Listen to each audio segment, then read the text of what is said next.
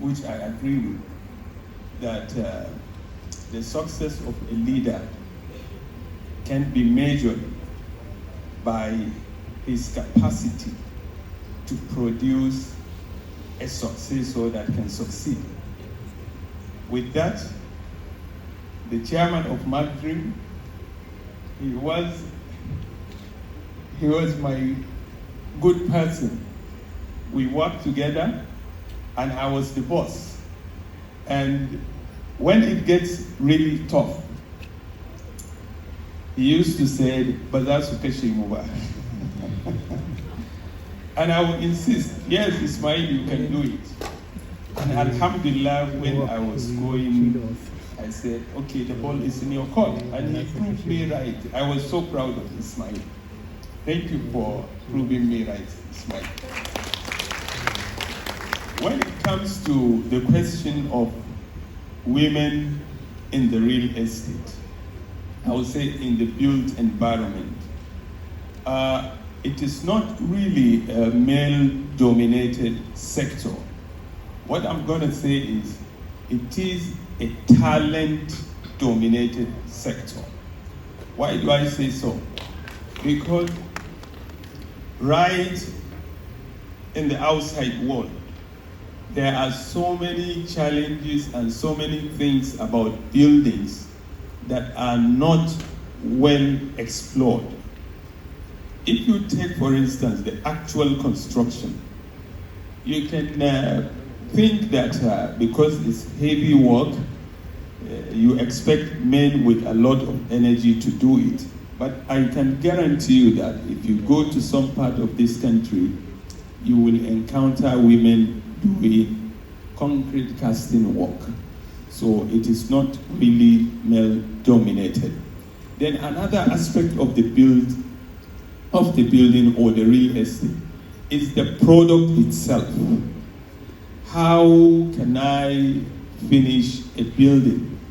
Meaning we are talking about the final product. This is where in my training, I was trained in the United Kingdom at a point. And we were trained in UK not to be alpha and omega of the final product, but we bring in the users and at the right time. If I'm finishing a kitchen in any of my products, I don't make choices of the tiles, the arrangement, and the POP or whatsoever. I make sure I get this information from the woman that is expected to live and use those buildings. So that is where it is very important that you give the women the opportunity to go into particularly the interior design. And what surprises me is in my quest for the best interior designers, sometimes the men will think, Alaji, you are slowing me down, this is crazy. But I come across, I think, Khadija here, at a point in one of my projects. It's going for about 600 million naira. But when I saw Khadija, I said, yes, that's what I'm looking for. She came with her partner. Even today I was asking her, where is that her partner? So they give the feeling, they understand how women live within the spaces. There is what they call space syntax. You don't just go into space. We are trained to build structures that will talk about us when we are not there. That is the idea behind doing the best you can. You cannot do the best you can without bringing in the users of these buildings.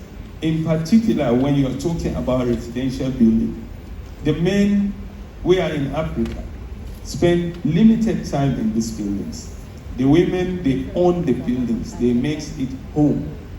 So you bring them in and at the right time and they make the choices and you see the result. A failed structure is a structure that when the users go in, you don't see the wow, that should be the wow factor. At a point, we have to remove a whole kitchen cabinet and whatsoever is there. Because I observe the clients, when they enter the building, I did not see that excitement in the wife. I can hand over the keys and say, I'm fine, but I have to bring in another female. I was lucky, the interior designers, they are women. And in my philosophy, it is their environment, they should be able to give the input.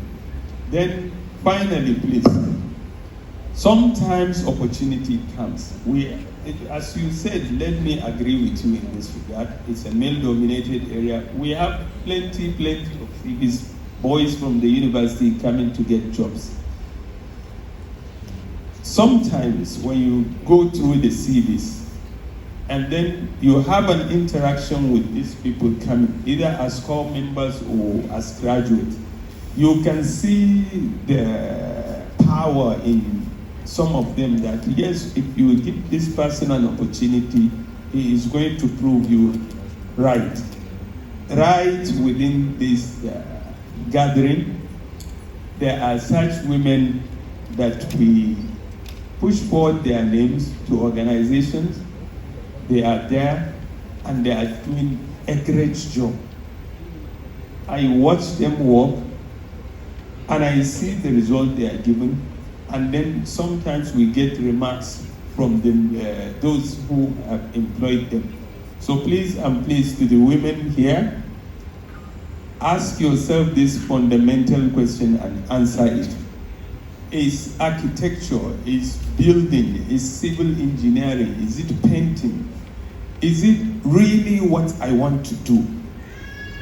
If the answer is yes, at 95%, don't do it.